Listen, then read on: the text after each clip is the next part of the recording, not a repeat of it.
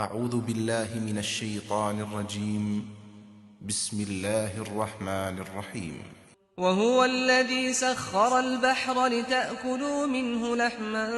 طريا وتستخرجوا منه حلية تلبسونها وترى الفلك مواخر فيه ولتبتغوا من فضله ولعلكم تشكرون. وہی ہے جس نے سمندر کو تمہارے کام میں لگا رکھا ہے اس لیے کہ تم اس سے مچھلیوں کا تازہ گوشت کھاؤ اور اس سے زیور کی وہ چیزیں نکالو جنہیں تم پہنا کرتے ہو،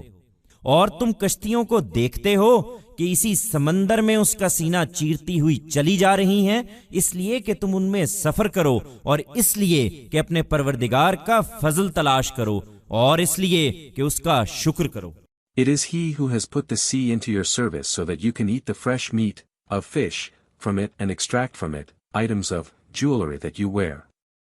And you see the ships sailing through this sea, while cutting across its surface, so that you can travel in them and so that you seek the bounty of your Lord and so that you can be grateful to him.